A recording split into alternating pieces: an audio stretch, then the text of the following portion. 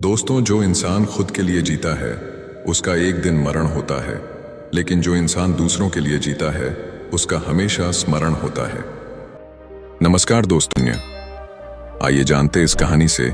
काशीपुर नाम के एक गांव में राजेश नाम का एक आदमी रहता था जो लकड़ी काटकर अपना जीवन यापन करता था।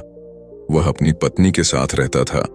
जलाऊ लकड़ी से होने वाली कमाई पर्याप्त नहीं थी। भोजन और कपड़ों की हमेशा ही कमी रहती थी। एक दिन परेशान होकर राजेश की पत्नी उससे बोली, कितने ही दिन देख लो, यही कमाई रहेगी, कोई त्योहार नहीं होता, कोई जश्न नहीं होता।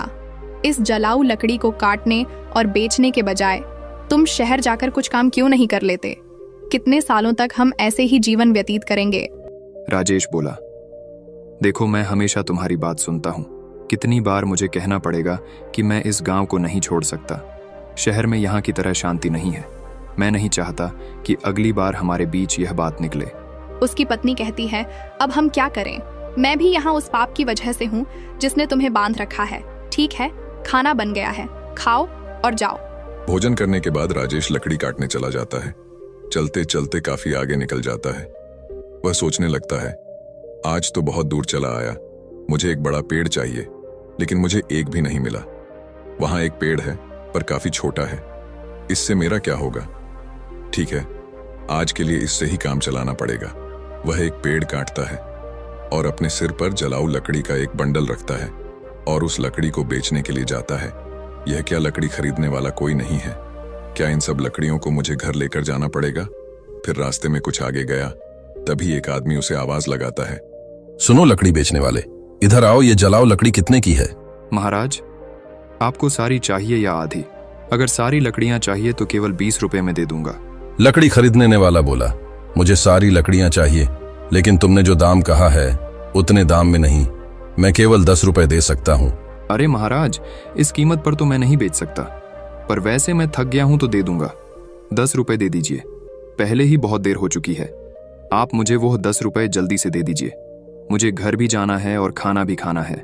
ये लो तुम्हारे 10 रुपए, ये सारी लकड़ियां वहां रख दो। वैसे तुम भूखे लग रहे हो, क्या तुम कुछ खाना खाओगे? सब तैयार है, खाना खाओ और फिर जाना। हरीश कहता है, मुझे बहुत भूख तो लगी है, लेकिन अगर मैं खाऊंगा तो आपके लिए खाना नहीं बच पाएगा। रहने दीजिए, मैं घर जाकर खाऊंगा। चिंता मत करो, तुम खा लो, उसके बाद 10 लोग और खा सके उतना खाना है मेरे पास। जब भी तुम्हें भूख लगे तुम यहां आकर खा सकते हो। राजेश पूछता है, क्या आप हमेशा ही सबको ऐसे खाना देते हैं? जब तक ईश्वर मुझे शक्ति देता है तब तक मैं यह करना चाहता हूँ, फिर ईश्वर की इच्छा। राजेश ने कहा, ठीक है, तो मैं आज खाना यहीं पर खाऊंगा। उस दिन राजेश ने उस पंडित शास्त्री के घर भर पेट खाना खाया और खाना खाने के बाद राजेश पंडित जी को धन्यवाद करते हुए बोला, महाराज, आप बहुत अच्छे और उदार दिल के हैं। ऐसा अच्छा काम करने में मैं आपकी मदद करना चाहता हूँ। अब से मैं 20 रुपए वाली कीमत की लकड़ियां 10 रुपए में दूंगा। ठीक है, तो अब मैं चलता हूँ। पंडित जी ने कहा, बेटा सकुशल रहो। राजेश ने काटी हुई सारी लकड़ी पंडित शास्त्री को 10 रुपए में दे दी और घर के लिए निकल गया। घर आके उसकी पत्नी बोली, क्या हुआ? इतनी देर तक क्या कर रहे थे? क्या आज तुमको कोई अच्छा सौदा मिल गया होगा? तो लाओ पैसे। राजेश बोला, देखने जाओ तो सौदा अच्छा नहीं था, 10 रुपए मिले हैं, रोज से कम ही है, ये लो। राजेश की पत्नी ने कहा, क्या सच में तुम मुझे 10 रुपए ही दे रहे हो? मैंने सोचा था कि जितना तुम रोज देते हो उससे दुगना तो दोगे, लेकिन तुमने मुझे उसका आधा ही दिया है। तुम इतने लंबे समय से कहाँ थे? क्या कर रहे थे? अरे, मैं लकड़ियां बेचने निकला था, पर कोई खरीद ही नहीं रहा था, तो मैं हमारे पास के गांव गंगापुर में पंडित शास्त्री नाम के एक ब्राह्मण के घर गया था। वहां पर जो भी जाता है वह उन्हें प्यार से खाना खिलाते हैं। ऐसे लोगों के लिए हमें कुछ ना कुछ जरूर करना चाहिए। राजेश की पत्नी कहती है, हमेशा खाना देता है, फिर तो वह बहुत पैसे वाला होगा, नहीं तो वो ये कैसे करेगा? इतने लोगों को खाना देने वाले की तुमने कैसे मदद की? राजेश बोला, वो इतने अमीर नहीं है जितना तुम सोच रही हो। वह दान की अच्छी भावना रखते हैं, गंगापुर मंदिर के पुजारी हैं। वह अपनी कमाई से ही खाना देते हैं सबको। मैं तो पूछ रही थी कि तुमने उस ब्राह्मण की कैसे मदद की? हमारी आमदनी बहुत कम है, हम क्या मदद कर सकते हैं? स्वर्ग जाने के बारे में मत सोचो, पहले धरती के बारे में सोचो। फिर राजेश कहता है, तुम्हें पता भी है मैंने क्या किया? मैंने उन ब्राह्मण से कहा, कि जो लकड़ी मैं लाता हूँ उसे आधे दाम में दे दूंगा, और कल से कुछ लकड़ियाँ उनके लिए और बाकी लकड़ियाँ हमारे बेचने के लिए काटूं। पत्नी बोली, इतना ही काफी है, लेकिन अगर तुम जलाऊ लकड़ी के 2 ढेर नहीं काट सकते तो तुम ऐसे ही 10 रुपये लेकर वापस आओ। 10 रुपये में मैं घर कैसे चलाऊं, तुम ही बताओ। राजेश बोला, जो मैं चाहता हूं उसे पूरा करने की पूरी कोशिश करूंगा, और फिर भगवान की इच्छा, मैंने उन ब्राह्मण के घर खाना खाया है, तुम भी साथ चलना खाना खाने। राजेश हर दिन जलाऊ लकड़ी काटता था और पंडित शास्त्री से किए वादे के मुताबिक सिर्फ 10 रुपए लेता था। एक दिन पंडित शास्त्री भोजन करने बैठे ही थे, तभी बाहर से आवाज आई, महाराज लकड़ी लाया हूं, 10 रुपए दे दीजिए, यहां आकर अपनी लकड़ियां ले लीजिए ताकि मैं चला जाऊं। फिर शास्त्री जी ने कहा, देखो राजेश, मैं आज तुम्हें 10 रुपए नहीं दे सकता, तो तुम तुम्हारी लकड़ियां लो और जाओ वापस। क्यों जाऊं, यहीं के लिए लाया हूं, पैसा कल दे देना, मुझे बहुत भूख लगी है, तो कुछ खाना खिला दीजिए। खाना तो खिला ही सकते हैं ना, वैसे भी आप सभी को खिलाते हैं। शास्त्री जी ने कहा, बहुत अच्छे राजेश, पहले अपने पैर धो लो, तब तक मैं भोजन की व्यवस्था करता हूं। पंडित शास्त्री घर में जाकर अपनी पत्नी को यह बात बताते हैं। उसकी पत्नी बोली, आपने ऐसा वादा क्यों किया? हमारे घर में खाने के लिए कुछ भी नहीं बचा है, सिवाय उस खाने के जो आप अभी खाने वाले हैं। हम इस समय राजेश को कैसे खिलाएंगे? पूरा खाना खत्म हो चुका है, क्या आपको यह पता नहीं है? अरे इसमें ऐसी भी क्या बात हो गई? तुमने मुझे जो खाना परोसा है वह राजेश के लिए काफी है। सोच रहा हूं कि आज उपवास कर लूं। राजेश की पत्नी ने कहा, और मुझे बताओ कि आप ऐसा कितनी बार करोगे? जब हमारे पास उतना नहीं है तो यह सब क्यों करना है? वह सब कहां से लाए? पंडित शास्त्री ने कहा, सब भगवान देता है, पहले राजेश को खिला के आओ। पंडित शास्त्री ही थे जिन्होंने आने वालों को खाना दिया, भले ही उनके पास ना हो। एक दिन हमेशा की तरह राजेश लकड़ी काटने जाता है। वह सोचता है, जंगल के सामने के सारे सूखे पेड़ तो मैंने काट दिए, अब बाकी बचे हरे पेड़ जंगल के अंदर जाना थोड़ा मुश्किल लग रहा है। मैं इससे पहले कभी इतना अंदर नहीं गया, मुझे सावधान रहना चाहिए। जंगली जानवर हो सकते हैं, अगर मुझे कुछ हो गया तो। यह सोचकर राजेश जंगल के बीच चला जाता है। इतनी दूर आ गया पर कोई पेड़ नहीं मिला। यह अच्छा लग रहा है, एक शाखा ही काफी है। अगर मैं इसे काटता हूं तो 3 ढेर बन जाएंगे, पहले ही बहुत देर हो चुकी है। ऐसा सोचकर राजेश उस बड़े पेड़ पर चढ़ गया और उस डाली पर बैठकर उसी डाली को काटने लगा। बहुत बड़ी शाखा होने के कारण शाखा टूटकर बगल के पेड़ के नीचे टीले पर गिर जाती है। फिर अचानक ही वहां एक तपस्वी प्रकट हो जाते हैं और क्रोध में बोलते हैं, मेरी तपस्या किसने भंग की है? लगता है वह तुम ही थे। मैं तुम्हें श्राप देता हूं, तुम एक कुत्ते बन जाओगे। फिर राजेश घबराकर कहता है, अरे महाराज, मुझे नहीं पता था कि आप यहाँ नीचे बैठे हैं। मैं यहाँ 100 साल से तपस्या कर रहा हूँ और तुमने मेरी तपस्या भंग की है। राजेश ने कहा, मैं तो रोज पेड़ काटने आता हूँ और जलाओ लकड़ियां बेचता हूँ। मैंने जानबूझकर ऐसा नहीं किया, मुझे माफ कर दीजिए महाराज, कृपया इस श्राप को वापस ले लीजिए। मैंने क्रोध में आकर तुम्हें श्राप दिया क्योंकि तुमने मेरी तपस्या भंग की है। इस श्राप को वापस लेना संभव नहीं है, जिसने श्राप दिया है उसके लिए भी संभव नहीं है। पर मैं तुम्हें एक उपाय बताता हूं, सुनो। राजेश बोला, कृपया मुझे बताइए महाराज, मैं इस श्राप से छुटकारा पाने के लिए क्या करूं? तुम ऐसे लोगों को ढूंढो जो सबसे अच्छा दान देते हो। उनके खाने के बाद अगर उनके खाने में कोई भी दाना बच जाता है तो उसे खाकर तुम श्राप से मुक्त हो जाओगे। अगर तुम अपने अभी के रंग से पूरी तरह से सफेद हो जाते हो तो तुम इस श्राप से मुक्त हो जाओगे। हरीश रोते हुए कहता है, मैं अपनी पत्नी को रोजाना जलाऊं लकड़ी काटने से मिलने वाले पैसों से सहारा देता हूं। अब मैं कुत्ता बन गया हूं तो मेरी पत्नी का क्या होगा? महाराज ने कहा, चिंता करने की जरूरत नहीं है, तुम्हारी पत्नी को कपड़ों की कोई कमी नहीं होगी। ईश्वर है जो इसकी व्यवस्था करेंगे। इस बार जब श्राप टूटेगा तो तुम अपने कष्टों से मुक्त हो जाओगे और धन धान्य से सुखी जीवन व्यतीत करोगे। राजेश श्राप के कारण कुत्ते में बदल जाता है। मुझे अब इजाजत दीजिए महाराज। इतना कहकर वह श्राप से छुटकारा पाने के लिए यात्रा शुरू करता है। राजेश सोचने लगता है, जैसा आर्षि ने कहा था, मुझे सबसे अच्छा दान देने वाले कहां मिलेंगे? मेरी कुछ भी समझ नहीं आ रहा। हाँ, पंडित शास्त्री है ना, वह बड़े ही उदार दिल के आदमी हैं।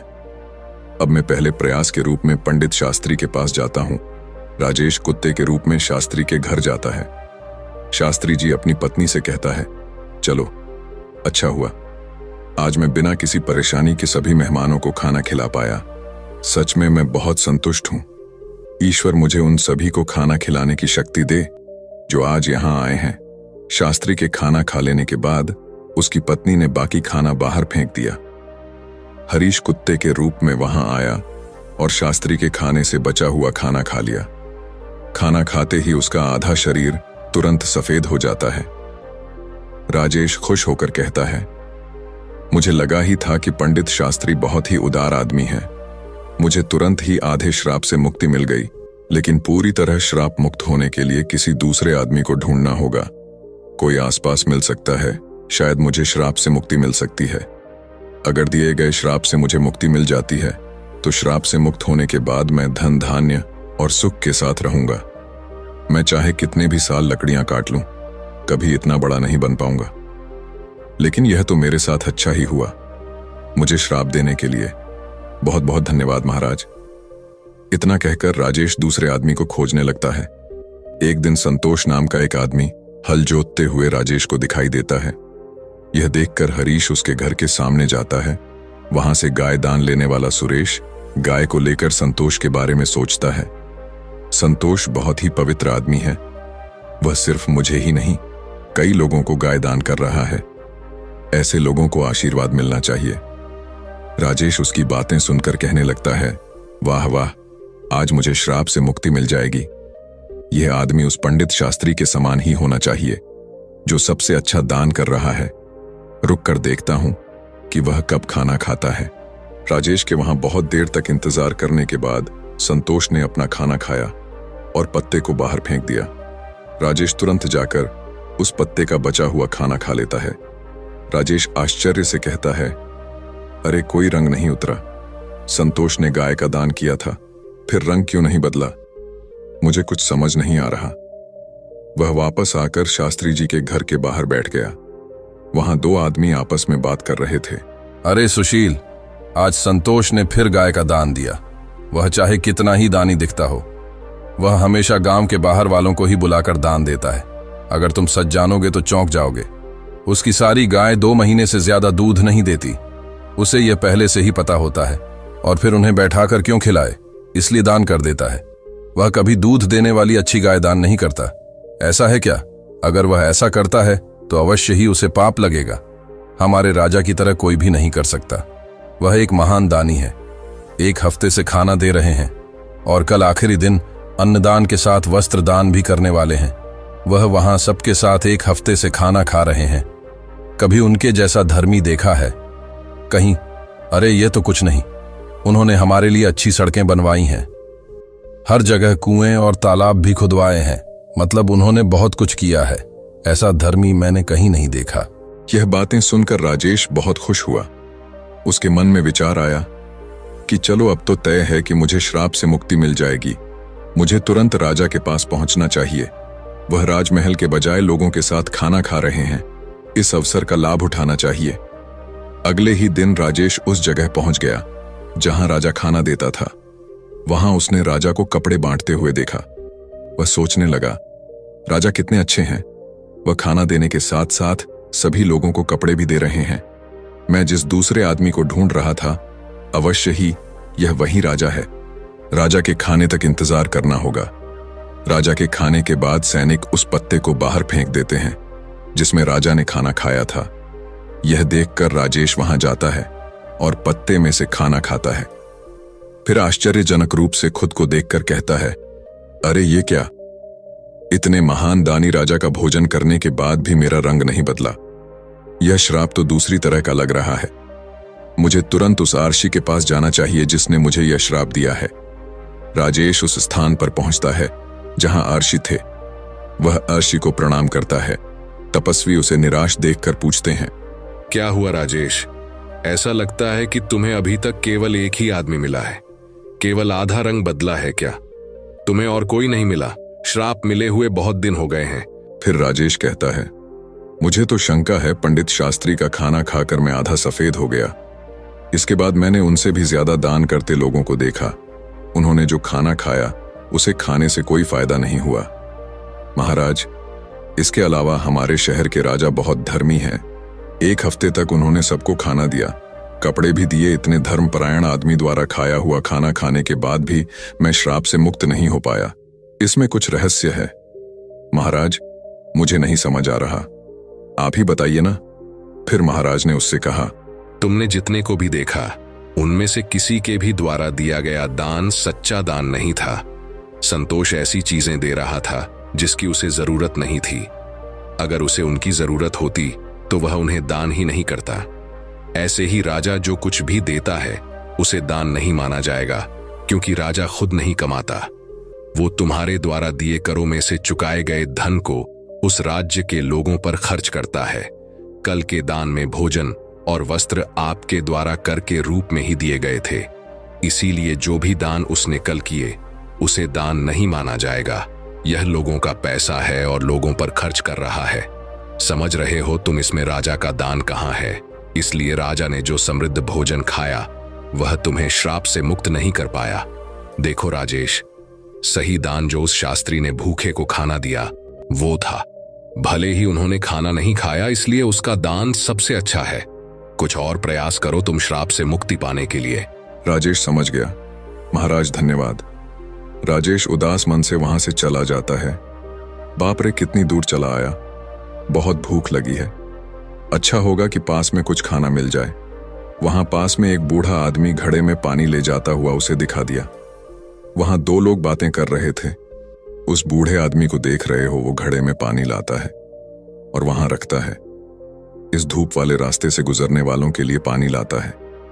यह बूढ़ा आदमी ऐसा लग रहा है जैसे यह 80 साल से अधिक का है। इसका काम काबिले तारीफ है। बूढ़ा आदमी जो खाना लाया था उसे निकालकर खाने लगता है। भूखा हरीश बूढ़े आदमी के पास जाता है। बूढ़ा आदमी अपने खाने में से कुछ लेता है और राजेश को देता है। राजेश इसे खाते ही श्राप से मुक्ति पाकर एक आदमी बन जाता है। राजेश, उसने बूढ़े आदमी को धन्यवाद किया और वापस लौट आया। क्या बात है, दान कभी भी छोटा या बड़ा नहीं होता। दूसरों की भूख मिटाने वाले शास्त्री और प्यास बुझाने वाले उस आदमी जैसा होता है। सबसे अच्छा दान खुद के बजाय दूसरों की मदद करना होता है। ऐसे ही चलते चलते राजेश अपनी पत्नी के पास गांव पहुंच जाता है और खुशी से रहने लगता है। उधर पंडित शास्त्री ने इतना दान कर दिया था कि उसके पास खाने को भी कुछ नहीं रह गया था। जब उसकी पत्नी ने उससे कहा कि पास के गांव में एक सेठ जी रहते हैं और वह पुण्य को मोल में खरीद लेते हैं, अतः आप उनके पास जाकर और अपना कुछ पुण्य बेच करके कुछ पैसा ले आइए, जिससे अपना कुछ काम चल जाए। शास्त्री की इच्छा न रहते हुए भी वह पत्नी के बार बार कहने पर वहां जाने को तैयार हो गया। उसकी पत्नी ने उसके खाने के लिए उसे 4 रोटियां बनाकर साथ में दी थीं। वह अपने घर से चल दिया और जब वह शास्त्री उस नगर के पास पहुंचा जिसमें वह सेठ रहते थे, वहां एक तालाब था। वहीं स्नान आदि कर्मों से निवृत्त होकर वह रोटी खाने के लिए बैठा ही था कि इतने में एक कुतिया उसके सामने आ गई। उस कुतिया ने वन में बच्चों को जन्म दिया था। उसके बच्चे और वह कुतिया सभी 3 दिनों से भूखे थे। भारी बरसात हो रही थी, उसी के कारण वह बच्चों को छोड़कर शहर में नहीं जा सकती थी। कुतिया को भूखा देखकर शास्त्री ने उस कुतिया को एक रोटी दे दी। उसने उस रोटी को खा लिया, फिर दूसरी रोटी दी तो दूसरी रोटी को भी उस कुतिया ने खा लिया। इस प्रकार उसने एक एक करके 4 रोटियां कुतिया को खिला दी। कुतिया रोटी खाकर तृप्त हो गई। फिर वह वहां से भूखा ही उठकर चल दिया। फिर वह उस सेठ के पास पहुंचा। सेठ के पास जाकर उसने अपना पुण्य बेचने की बात सेठ से कही। सेठ ने कहा, आप दोपहर के बाद आइए। उस सेठ की पत्नी बहुत पतिव्रता थी। उसने अपनी पत्नी से पूछा कि एक महाजन आया है और वह अपना पुण्य बेचना चाहता है, इसलिए तुम मुझे बताओ कि उसके पुण्य में से कौन सा पुण्य सबसे बढ़कर है जिसे मैं ले लूं। सेठ की पत्नी ने कहा, आज जो उसने तालाब पर बैठकर एक भूखी कुतिया को 4 रोटियां दी हैं, उस पुण्य को खरीदना चाहिए, क्योंकि उसके जीवन का यह सबसे बड़ा पुण्य है। नियत समय पर शास्त्री सेठ के पास आया और सेठ से बोला, आप मेरे पुण्य में से कौन सा पुण्य खरीदेंगे? सेठ ने कहा, आज आपने जो यज्ञ किया है, हम उसी यज्ञ के पुण्य को लेना चाहते हैं। शास्त्री बोला, मैंने तो आज कोई यज्ञ नहीं किया, मेरे पास तो इतना पैसा ही नहीं था। मैं यज्ञ कैसे करता और कहां करता। इस पर सेठ ने कहा, आपने जो आज तालाब पर बैठकर एक भूखी कुतिया को 4 रोटियां दी हैं, मैं उसी पुण्य को लेना चाहता हूं। शास्त्री ने पूछा, उस समय तो वहां कोई नहीं था, मुझे कोई देख भी नहीं रहा था, फिर आपको इस बात का पता कैसे लगा? सेठ ने कहा कि मेरी पत्नी पतिव्रता है, उसी ने यह सब बातें मुझे बताई हैं। तब शास्त्री ने कहा, बहुत अच्छा, ले लीजिए, परंतु उसका मूल्य आप क्या देंगे? सेठ ने कहा, आपकी रोटियां जितने वजन की थीं, उतने ही हीरे मोती मैं तौल कर दे दूंगा। शास्त्री ने स्वीकार कर लिया और उसकी सम्मति के अनुसार सेठ ने एक अंदाज से उतने ही वजन की 4 रोटियां बनाकर तराजू के एक पलड़े पर रख दी और दूसरे पलड़े पर हीरे मोती आदि रख दिए। किंतु बहुत से रत्नों के रखने पर भी वह रोटी वाला पलड़ा उठा नहीं। इस पर सेठ ने कहा कि और रत्नों की थैली लाओ। जब उस शास्त्री ने अपने इस पुण्य का इस प्रकार का प्रभाव देखा तो उसकी आंखें खुल गईं। उसने कहा कि सेठ जी, मैं अभी इस पुण्य को नहीं बेचूंगा। सेठ बोला, जैसी आपकी इच्छा। इसके बाद वह शास्त्री वहां से चला गया और उसी तालाब के किनारे से, जहां बैठकर उसने कुतिया को रोटियां खिलाई थीं, थोड़े से चमकदार कंकड़ पत्थरों को तथा कांच के टुकड़ों को कपड़े में बांधकर अपने घर चला आया। घर आकर उसने वह पोटली अपनी पत्नी को दी और कहा, इसको भोजन करने के बाद खोलेंगे। ऐसा कहकर वह बाहर चला गया। उसकी पत्नी के मन में उस पोटली को देखने की बहुत इच्छा हो रही थी। उसने उस पोटली को खोला तो उसमें हीरे, पन्ने, माणिक आदि रत्न जगमगा रहे थे। वह बड़ी प्रसन्न हुई। थोड़ी देर बाद जब वह शास्त्री वापस आया तो उसकी पत्नी ने पूछा, इतने हीरे पन्ने कहां से ले आए? शास्त्री बोला, क्यों मजाक करती हो? उसकी पत्नी ने कहा, मजाक नहीं, मैंने स्वयं खोल कर देखा है, उसमें तो ढेर के ढेर बेशकीमती हीरे पन्ने भरे पड़े हैं। शास्त्री बोला, मुझे लाकर दिखाओ। उसने पोटली खोलकर उसके सामने रख दी थी। वो उन्हें देखकर चकित हो गया। उसने इसको अपने उस पुण्य का प्रभाव समझा जो उसने कुतिया को रोटियां खिलाई थीं। फिर उसने अपनी यात्रा का सारा वृत्तांत अपनी पत्नी को कह सुनाया। दोस्तों, इस कहानी का अभिप्राय यह है कि अभावग्रस्त आतुर प्राणी को दिए गए दान का अनंत गुना फल हो जाता है। वही सबसे बड़ा दान होता है और सबसे बड़ा पुण्य भी होता है। भगवान की दया के प्रभाव से कंकड़ पत्थर भी हीरे पन्ने बन जाते हैं। दोस्तों, इस प्रकार दीन, दुखी और अनाथ को दिया गया दान उत्तम है। किसी को संकट के समय दिया हुआ दान बहुत ही लाभकारी होता है। भूकंप, बाढ़ या अकाल आदि के समय आपातग्रस्त प्राणी को एक मुट्ठी चना देना भी बहुत उत्तम दान माना जाता है। वह सबसे बड़ा पुण्य होता है। और जो विधि पूर्वक सोना, गहना, तुल्ला दान आदि किया जाता है या दिया जाता है, उससे उतना लाभ नहीं होता जितना आपत्ति काल में दिए गए थोड़े से दान का होता है। इसलिए प्रत्येक मनुष्य को आपत्तिग्रस्त, अनाथ, विकलांग, विधवा आदि की सेवा करनी चाहिए। दोस्तों, दान का महत्व त्याग का होता है, वस्तु के मूल्य और संख्या का नहीं होता। ऐसी त्याग भावना से जो सुपात्र को जिस वस्तु का जिसके पास अभाव है उसे वह वस्तु देना और उसमें किसी प्रकार की कामना को न रखना उत्तम दान कहलाता है और उसका पुण्य अनंत गुना होता है। निष्काम भाव से किसी भूखे को भोजन और प्यासे को पानी पिलाना सात्विक दान होता है। दोस्तों, क्या अंतिम घड़ी में मृत्यु के समय नाम का जप करने से मनुष्य मुक्त हो सकता है? दोस्तों, कहा जाता है कि नाम जप से बढ़कर इस दुनिया में कोई भी दूसरी साधना नहीं होती। संघर्ष और चिंता के आज के समय में ईश्वर के पवित्र नाम का जप क्या आपकी सभी समस्याओं और चिंताओं का समाधान कर सकता है? क्या हर कोई ईश्वर के नाम का जप कर सकता है? ईश्वर के किस नाम का जप करें? क्या अपने मन से कोई भी नाम जप सकते हैं या केवल गुरु से ही प्राप्त नाम ही सर्वश्रेष्ठ होता है? क्या अंतिम घड़ी में मृत्यु के समय नाम का जप करने से मनुष्य मुक्त हो सकता है? दोस्तों, नाम जप, भक्ति और परमात्मा प्राप्ति के मार्ग में आने वाले सभी प्रश्नों का उत्तर आपको इस वीडियो में मिलेगा। दोस्तों, कहा जाता है कि ईश्वर का नाम बहुत ही पवित्र और शक्तिशाली होता है। रोज रोज नाम जप करने से व्यक्ति के जीवन के सभी दुख दर्द खत्म हो जाते हैं और उसे संसार से विदा होने पर मोक्ष की प्राप्ति होती है। एक बार रात्रि का समय था। महात्मा श्यामदास जी ईश्वर के नाम का अजपा जाप करते हुए अपनी मस्ती में चले जा रहे थे। इस समय वे घने जंगल से गुजर रहे थे। विरक्त होने के कारण वे महात्मा जी लगातार देशाटन किया करते थे। वे किसी भी एक स्थान पर ज्यादा समय तक नहीं रुकते थे। वे ईश्वर के नाम के प्रेमी थे। दिन रात उनके मुख से भगवान के नाम का जप ही चलता रहता था। स्वयं वह अजपा जाप करते थे और औरों को भी उसी मार्ग पर चलाते थे। चलते चलते वे मार्ग भूल गए, पर चलते जा रहे थे जहां भगवान ले चलेंगे। कुछ दूर चलने के बाद आगे उन्हें अंधेरे में बहुत सी दीपमालाएं प्रकाशित थीं। महात्मा जी उसी दिशा की ओर चलने लगे। पास पहुंच के उन्होंने देखा कि एक वट वृक्ष के पास अनेक प्रकार के वाद्य यंत्र बज रहे हैं। नाच गाना और शराब की महफिल जमी हुई है। कई स्त्री पुरुष साथ में नाचते कूदते हंसते और औरों को हंसा रहे हैं। उनको महसूस हुआ यह मनुष्य नहीं बल्कि प्रेत आत्माएं हैं। श्यामदास जी को देखकर एक प्रेत ने उनका हाथ पकड़ा और कहा, अरे ओ मनुष्य, हमारे राजा तुझे बुला रहे हैं, चलो मेरे साथ। वे मस्त भाव से राजा के पास गए, जो कि एक सिंहासन पर बैठ था। वहां राजा के इर्द गिर्द बहुत से प्रेत खड़े थे। प्रेतराज ने कहा, इस ओर तुम क्यों आए? हमारी प्रेत मंडली आज मदमस्त है।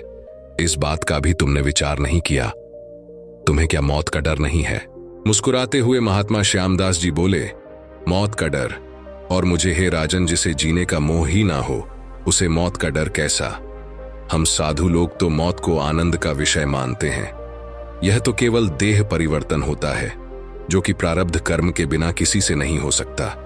प्रेतराज ने कहा, तुम जानते हो हम लोग कौन हैं? महात्मा जी ने कहा, हाँ, मैं अनुमान लगा सकता हूं कि आप लोग प्रेतात्मा हो। प्रेतराज ने कहा, तुम जानते हो मानव समाज हमारे नाम से ही कांपता है। महात्मा जी ने कहा, प्रेतराज, मुझे मनुष्य में गिनने की गलती मत करना। हम जिंदा दिखते हुए भी जीने की इच्छा से रहित हैं, मृत्युल्य। और यदि जिंदा मानो तो भी आप हमें नहीं मार सकते। जीवन मरण तो कर्मों के अधीन है। क्या मैं आपसे एक प्रश्न पूछ सकता हूं? महात्मा की निर्भयता देखकर प्रेतों के राजा को बड़ा आश्चर्य हुआ कि प्रेत का नाम सुनते ही मर जाने वाले मनुष्यों में एक इतनी निर्भयता से बात कर रहा है। सचमुच ऐसे मनुष्य से बात करने में कोई दिक्कत नहीं। वो बोला, पूछो, क्या पूछना चाहते हो? महात्मा जी ने कहा, प्रेतराज, आज यहां आनंद उत्सव क्यों मनाया जा रहा है?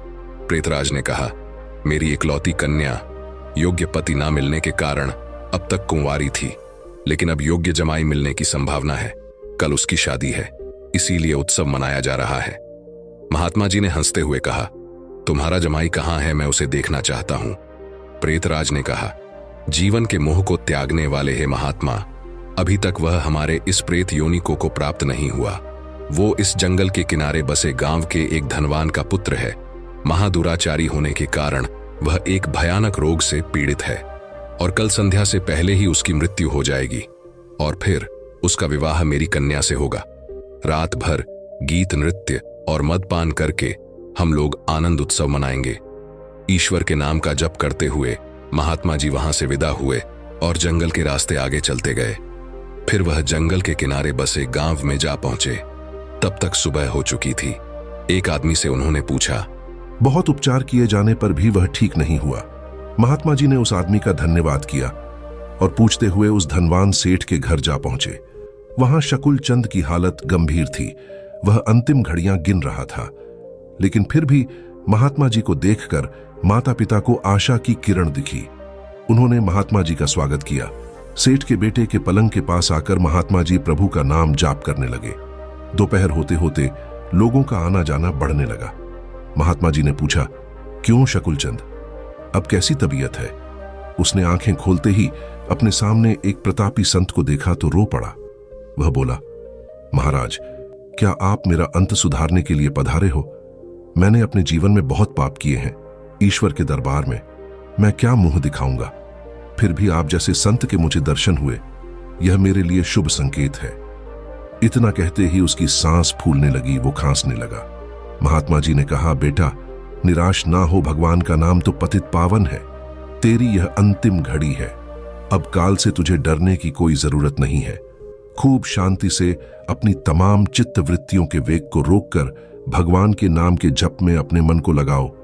अजपा जाप में लग जाओ, क्योंकि भगवान का नाम ब्रह्म हत्या आदि महापापों का नाश करने में समर्थ है। महात्मा जी ने शकुलचंद के कान में भगवान के नाम का उच्चारण किया। दिन ढलते ही शक्कुल चंद की बीमारी बढ़ने लगी। वैद्य हकीम बुलाए गए, भस्म आदि कीमती औषधियां दी गई, किंतु अंतिम समय आ गया। यह जानकर महात्मा जी ने थोड़ा नीचे झुककर उसके कान में फिर से भगवान का नाम लेने की याद दिलाई। भगवान के नाम का उच्चारण करते ही शक्कुल चंद के प्राण पखेरु उड़ गए। लोगों ने रोना धोना शुरू कर दिया। शमशान यात्रा की तैयारियां होने लगी। मौका पाकर के महात्मा जी वहां से चल दिए। नदी के तट पर आकर स्नान ध्यान करके नाम का स्मरण करते हुए वह वहां से रवाना हुए। शाम ढल चुकी थी। वे मध्य रात्रि के समय जंगल में फिर से उसी वट वृक्ष के नीचे जा पहुंचे जहां पर प्रेत समाज उपस्थित था। प्रेतराज सिंहासन पर हताश होके बैठा था। आज गीत नृत्य हास कुछ नहीं था। चारों ओर करुण कंदन हो रहा था। सभी प्रेत रो रहे थे। महात्मा जी ने पूछा, प्रेतराज, कल तो यहां बड़ा आनंद उत्सव हो रहा था, लेकिन आज शोक समुद्र लहरा रहा है, क्या कुछ अहित हो गया? प्रेतराज ने कहा, हां भाई, इसीलिए हम सब रो रहे हैं। हमारा तो सत्यानाश हो गया है। मेरी बेटी की आज विवाह होने वाला था, अब वो कुमारी ही रहेगी। महात्मा जी ने पूछा, प्रेतराज, तुम्हारा जमाई तो आज मर गया है, फिर तुम्हारी बेटी कुंवारी क्यों रही? प्रेतराज ने गुस्से से कहा, यह सब तेरे पाप से हुआ है। मैं ही मूर्ख था जो मैंने कल तुझे सब कुछ बता दिया। तूने तो हमारा सत्यानाश कर दिया। महात्मा जी ने नम्र भाव से कहा, हे प्रेतराज, मैंने आपका अहित किया, यह मुझे समझ में नहीं आया, क्षमा करें। मुझे मेरी भूल बताओगे तो मैं दोबारा ऐसा नहीं करूंगा। प्रेतराज ने जलते हृदय से कहा, यहां से जाकर तूने उस मरने वाले शक्कुल चंद को नाम स्मरण का मार्ग बताया और अंत समय भी उसे भगवान का नाम कहलवाया, और मेरी बेटी कुंवारी ही रह गई। महात्मा जी ने कहा, क्या सिर्फ एक बार नाम, जब से वह प्रेत योनि से छूट गया, क्या आप सच कह रहे हो? प्रेतराज ने कहा, हां भाई, जो मनुष्य भगवान के नाम का जप करता है, वह नाम जप के प्रताप से हमारी प्रेत योनि को कभी प्राप्त नहीं होता। और यह सच है कि भगवान के नाम जप में नर उद्धारण शक्ति होती है। भगवान के नाम जप का यह प्रताप सुनकर महात्मा जी प्रेम के आंसू बहाते हुए वहीं पर भाव समाधि में लीन हो गए, और उनकी आंखें तब खुली जब वहां पर प्रेत समाज उपस्थित नहीं था। सूर्य की सुनहरी किरणें वट वृक्ष को शोभा मान कर रही थीं। महात्मा जी के वट वृक्ष के नीचे नाम जप करने से उन सभी प्रेत आत्माओं को मुक्ति मिल चुकी थी। महात्मा जी वहां से उठे और भगवान का स्मरण करते हुए अपने रास्ते पर चल दिए। कहते हैं कि नाम जप करने वाले व्यक्ति को उसके अभिमान, लालच, वासना, क्रोध और द्वेष जैसी भावनाओं का भी अंत हो जाता है। दोस्तों, नाम जप से बढ़कर कोई साधना नहीं है। तुम जो चाहो सो करो, पर नाम लेते रहो, इसमें जरा सी भी भूल ना हो। दोस्तों, एक बार की बात है, एक बहुत बड़ा चोर था। जब मरने लगा तो उसने अपने बेटे को बुलाकर नसीहत दी, अगर तुझे चोरी करना है तो किसी महात्मा के सत्संग में, गुरुद्वारा, धर्मशाला या धर्मस्थल पर कभी मत जाना, इनसे दूर ही रहना। और दूसरी बात, अगर कभी पकड़े जाओ तो कभी यह मत मानना कि तुमने चोरी की है, चाहे कितनी भी मार पड़े, लेकिन मानना नहीं कि तुमने चोरी की है। लड़के ने कहा, जी सत्य वचन, मैं ऐसा ही करूंगा। इसके बाद वह चोर मर गया। उसका बेटा काफी अकेला हो चुका था। फिर लड़का रोज रात को चोरी करने लगा। एक बार उस लड़के ने सोचा कि रोज छोटी मोटी चोरी करके वह थक गया है, इसलिए वह आज राज किसी बड़े घर सेठ के यहाँ चोरी करने जाएगा। इसलिए वह रात को चोरी कर लिए। किसी सेठ के घर में ताले तोड़ने लगा। ताले तोड़ने की आवाज से घर वाले जाग गए। उन्होंने शोर मचा दिया। आगे पहरेदार खड़े थे। उसने कहा, आने दो, बचकर कहां जाएगा, हम उसे जरूर पकड़ लेंगे। अब इधर घर वाले खड़े थे, उधर पहरेदार खड़े थे। चोर जाए तो किधर जाए। खैर, किसी तरह बचकर वह वहां से भाग निकला। रास्ते में गुरुद्वारा पड़ता था। उसे अपने पिता की सलाह याद थी कि गुरुद्वारे में नहीं जाना, लेकिन अब वह करे तो क्या करे। आखिर उसने सोचा कि मौका देखना चाहिए और वह गुरुद्वारे में चला गया। वह अपने पिता का आज्ञाकारी बेटा था। उसने अपने कानों में अपनी दोनों उंगलियां डाली ताकि सत्संग के वचन उसके कानों में ना पड़े, क्योंकि उसके पिता ने उसे मना कर रखा था कि सत्संग में नहीं जाना। तो उसने अपने कानों में अपनी दोनों उंगलियां डाल ली कि जिससे सत्संग वो ना सुन पाए। दोस्तों, जो हमारा मन होता है वो अड़ियल घोड़े की तरह होता है। इसे जिधर से मोड़ो उधर ही जाने लगता है। वह चोर अपने कानों को बंद कर लेने पर भी चोर के कानों में यह वचन पड़ गए कि देवी देवताओं की परछाई नहीं होती। वहां पर सत्संग चल रहा था और इसने अपने कान बंद कर रखे थे। फिर भी उसके कान में थोड़ी सी आवाज पड़ ही गई कि देवी देवताओं की परछाई नहीं होती। उसके मन ने कहा कि परछाई चाहे हो या ना हो, मुझे क्या। फिर मैंने यह वचन जानबूझकर तो नहीं सुने, अनजाने में ही सुन लिए। उसने अपने पिता को सफाई देते हुए मन ही मन कहा कि मैंने जानबूझकर यह वचन नहीं सुने, ऐसे ही सुन लिए। मैंने तो कान बंद रखे थे। अब इधर घर वाले, उधर पहरेदार उसके पीछे लगे थे। किसी ने उनको बताया कि चोर इस गुरुद्वारे में गया है। गुरुद्वारे की जांच हुई तो वह चोर पकड़ा गया। उस चोर की पुलिस ने खूब पिटाई की, लेकिन वह नहीं माना कि उसने चोरी की है। आपको बता दें कि उस समय यह नियम था कि जब तक मुजरिम अपराध को स्वीकार न करे तब तक उसे सजा नहीं दी जा सकती थी। आखिर उस चोर को राजा के सामने पेश किया गया। वहां भी उसे खूब मार पड़ी, लेकिन वह चोर था। वह मानने को तैयार ही नहीं था। उसने अपने पिता को वचन दे रखा था कि चाहे कितनी ही मार क्यों ना पड़े, वह नहीं मानेगा कि उसने चोरी की है। सेठ को पता था कि जो चोर होते हैं वह देवी देवताओं की बहुत पूजा करते हैं, देवी की आराधना करते हैं। इसलिए पुलिस ने एक महिला ठगनी को सहायता के लिए बुलाया। ठगनी को बुलाया गया, बात उसे बताई गई। उसने कहा, मैं उस चोर को मना लूंगी, उससे कहलवाना चोरी की है। उस महिला ने एक देवी का स्वांग बनाया, 2 नकली बाहें लगाई, चारों हाथों में 4 मसाले जलाई और नकली शेर की सवारी की। क्योंकि वह पुलिस के साथ मिली थी, इसलिए जब वह आई तो हिदायत के मुताबिक जेल के दरवाजे कड़कड़ करके खुल गए। पहले से ही सब योजना बनाई हुई थी। देवी जब आए जेल में तो सारे दरवाजे अपने आप खुल जाएं, और ऐसा ही हुआ। जब आदमी किसी मुसीबत में फंस जाता है तब वह अपने इष्ट को याद करता है। इसलिए चोर भी उस समय देवी जी की ही याद में बैठा था। अचानक से दरवाजा खुला और कमरे में एकाएक ही रोशनी हो गई। वह महिला जिसने देवी का रूप बनाया हुआ था, वह एक खास अंदाज में कहने लगी कि देखो भक्त, तूने मुझे याद किया और मैं आ गई। तूने अच्छा किया जो चोरी की बात नहीं बताई। तूने अगर चोरी की है तो मुझे सच सच बता दे, मुझसे कुछ नहीं छुपा है। मैं तुझे तुरंत ही आजाद कर दूंगी। वह चोर देवी का भक्त था। वह अपने इष्ट को सामने खड़ा देख करके बड़ा खुश हुआ और मन ही मन सोचने लगा कि मैं इनको सब कुछ सच सच बता दूंगा। अभी वह बताने के लिए तैयार ही हुआ था कि उसकी नजर देवी की परछाई पर चली गई। उसको तुरंत ही सत्संग का वो वचन याद आ गया कि देवी देवताओं की परछाई नहीं होती। उसने देखा कि उसकी जो देवी है उनकी तो परछाई है। वह समझ गया कि यह कोई देवी नहीं है, जरूर हमारे साथ छल किया गया है। यह सोच करके वह तुरंत ही रुक गया और कहने लगा, मानता श्री, मैंने कोई चोरी नहीं की, और अगर मैंने चोरी की होती तो क्या मैं आपको नहीं बताता? आप तो स्वयं सर्वव्यापी हैं, आप तो त्रिकालदर्शी हैं, आप सब जानती हैं। अगर मैंने चोरी की होती तो आपको तो पता होता है।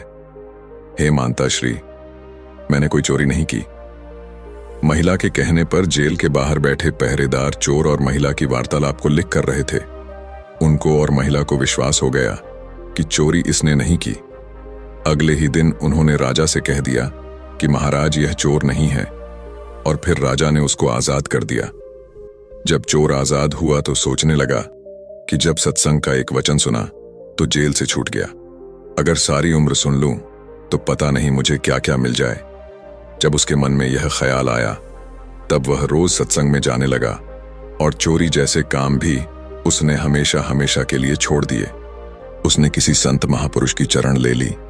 इससे धीरे धीरे वह खुद भी एक संत महापुरुष बन गया।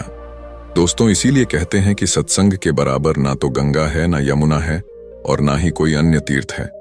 कलयुग में सत्संग ही सबसे बड़ा तीर्थ है। इसलिए सत्संग कीजिए, महापुरुषों का सत्संग कीजिए। वेद वेदांत का धर्म ग्रंथों का सबसे पहले अवलोकन कीजिए। ईश्वर पर विश्वास उस बच्चे की तरह होना चाहिए जिसे पिता चाहे जैसे भी उछाले, लेकिन वह निश्चित होता है कि पिता उसे सुरक्षित पकड़ ही लेगा। इसी तरह जो लोग ईश्वर पर विश्वास करते हैं वह हर एक परिस्थिति में सकारात्मक रहते हुए अपना कर्म करते हैं और परिणाम ईश्वर पर छोड़ देते हैं। ईश्वर पर विश्वास करने वाले सुख दुख हर परिस्थिति में उनका स्मरण करते हैं और उसकी शक्ति पर उनका टूट विश्वास होता है। दोस्तों, वीडियो के माध्यम से कोशिश की गई है कि आपको एक अच्छा संदेश प्राप्त हो।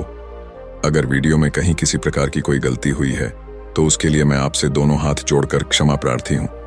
मुझे अज्ञानी जानकर क्षमा कर देना। तो दोस्तों, कैसी लगी आपको ये कहानी? आप हमें कमेंट सेक्शन में जरूर बताना, और अच्छी लगी हो तो इस चैनल को सब्सक्राइब जरूर कर लेना। तो चलिए मिलते हैं ऐसी ही कोई नई कहानी में। तब तक के लिए अपना ख्याल रखें। धन्यवाद और नमो बुद्धाय।